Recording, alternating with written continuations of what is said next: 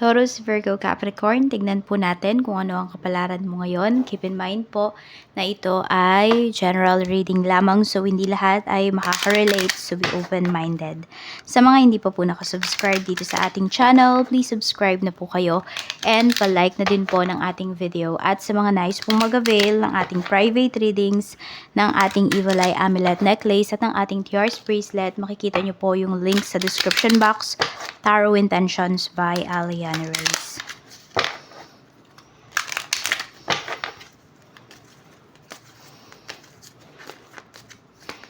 We have entrapment. Ayan, feeling nyo ba ay nakakulong kayo? Hindi kayo makakilos. No, parang nakabantay. Bantay sarado yung iba sa inyo. Ayan po. Parang may mga tao dito sa life mo, earth signs, na ayaw kanilang pagkatiwalaan pagdating sa mga decisions mo. Para bang iniisip ba nila, bata ka pa, iniisip nila na hindi mo pa kaya. Ganyan. Masyado silang overprotective. Say what you mean. Okay, baka meron ka din dito na sa loobin na hindi mo din nasasabi sa kanila. Or baka naman kasi pag nakakausap mo sila, nag-stutter ka. So, ayun, iniisip talaga nila na parang hindi mo pa kayang tumayo sa sarili mong mga paa. Okay, parang hindi mo pa daw kaya na wala sila. Tignan natin.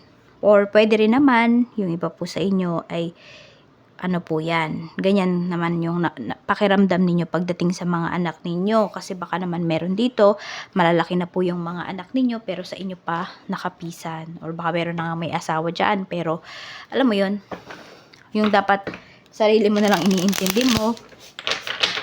Yan, nag-iintindi ka pa ng mga apo, ng mga anak. Kaya parang iba po sa inyo, ayan, parang feeling nyo naman ay kayo yung hindi na makaalis dito. Tignan natin. Mensahe pa natin, Spirit Guide. We have Netflix and chill.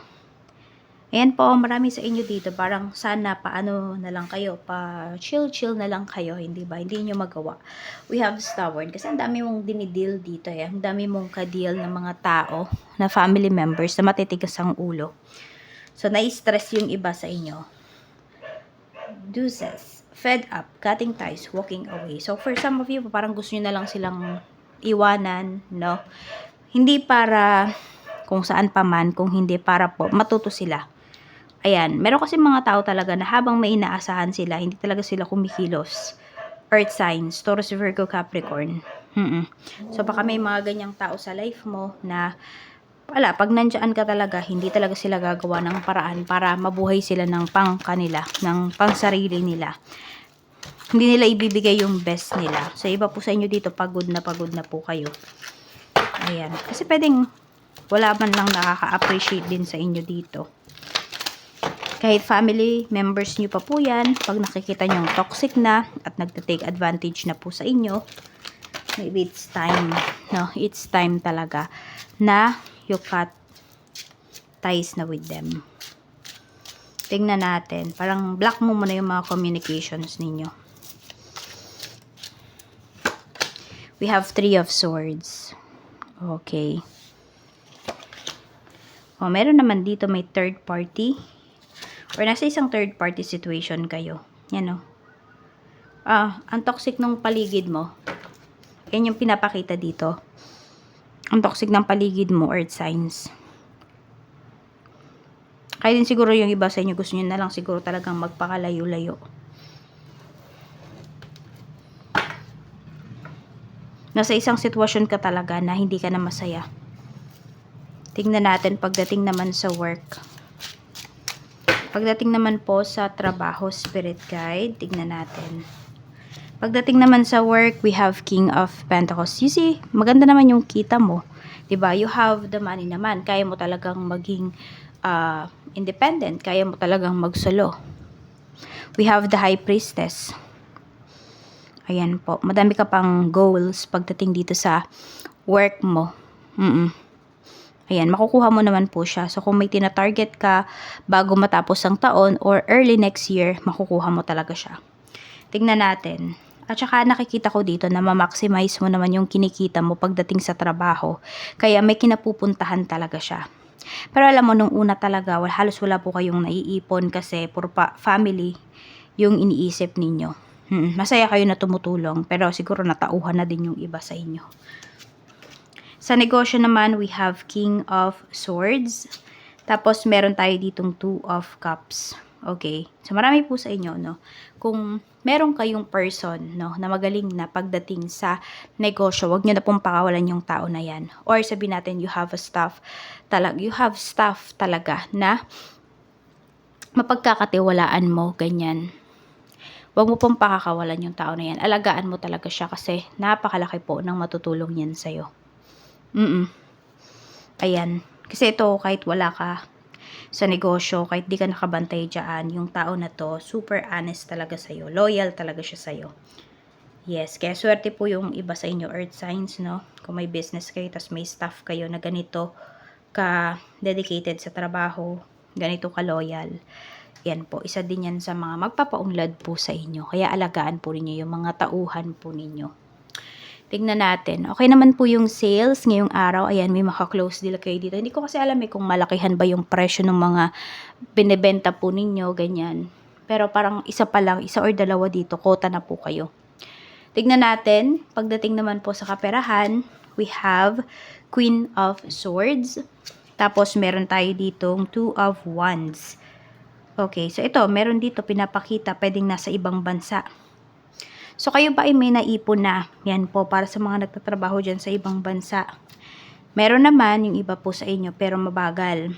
Or ano ba, parang mabagal kayong nakakapag-ipon kasi nga po pwedeng tumutulong din kayo dito sa inyong family dito sa Pinas. So medyo bawas-bawasan nyo daw po. Mas lakihan nyo yung ipon nyo kaysa dun sa binibigay ninyo dito sa Pinas. Lalo na kung hindi naman mga anak yung sinusuportahan ninyo dito. Kung hindi, sa parents mo, okay lang. Magbigay ka. Pero, kunwari, sinusuportahan mo pa yung mga pamangkin mo, mga kapatid mo, pinsan mo, ay mali na po yun. I mean, paminsan lang dapat, hindi lagi, hindi regular na. Monthly mo silang pinapadalhan. Iba na po yun. Ginagawa ka ng gatasan pag ganyan. Earth signs, kaya bawas-bawasan mo yan, okay? Kasi kung iba sa inyo, bakit kayo nakakatulong sa mga pamangkin, mga ganyan-ganyan. Baka walang asawa yung iba sa inyo, walang anak, or may mga anak kayo pero mga professionals na. Tabi nyo po yung pera ninyo. Mas ipunin po ninyo. Kasi pagtanda ninyo, di mo alam kung may tutulong ba sa'yo. Mas maganda na po yung handa kayo. Paalala po yan sa inyo ni universe. Huwag kayong magkagalit. Pero, ayan, no? Yung mga nasa ibang bansa dyan, may mga nagtatrabaho pa, malakas pa po kayo, pwede pa kayong mag-ipon po kayo. Or mag-invest kayo ng mag-invest para sa sarili po ninyo. Meron din dito, I don't know kung kayo naman ay may anak or asawa nyo to. Siya naman yung nagbabalak ng mga ibang bansa, yan po. Nakikita ko naman dito na makakapunta siya, but sana wag nyong utangin yung pang-placement fee niya. Para maganda kaagad yung energy. Maganda yung energy ba nung ano niya, nung pagpunta niya doon sa ibang bansa. Wala siyang, hindi alam mo yun, hindi siya mag-iisip na ganito, yung unang sweldo ko, sa utang ko lang mababayad. Yung mga ganon. Kasi diba, isipin mo ikaw, lahat ng kinita mo, halos lahat ng kinita mo nung first month mo, first salary mo, sa utang lang mapupunta. Hindi mo malang ma-enjoy. Medyo masakit yon. Tignan natin pagdating naman sa love life. We have the Empress. May buntis ba dito? May kapapanganak lang? Or merong may sakit? Di ko alam kung may sakit ba yung asawa nyo. Ayan. Pero nakikita ko naman po dito na ang daming tukso. Sabihin natin, may sakit yung asawa mo, hindi na siya makapagbigay ng, yung pangangailangan mo, physical. Hindi nyo na iisipan dito na maghanap. Or the other way around, kung yung asawa mo, 'di ba? Ikaw yung may sakit, yung asawa mo is malakas siya, 'di ba? Madami siyang pwedeng makilala pero hindi ka pa rin niya iiwan. Ikaw lang yung gusto niya. Ayan po. Honest naman siya sa'yo. Hindi naman siya nagloloko. Ayan po yung pinapakita dito. Kahit na maraming temptations na pwede naman talaga eh. Pwede siyang magloko anytime kung gugustuhin niya pero hindi niya po ginagawa. Kasi mas mahal ka niya. mas mahal niya yung family ninyo. So, yan lang po. Maraming salamat. Ingat po kayo always and more blessings to come.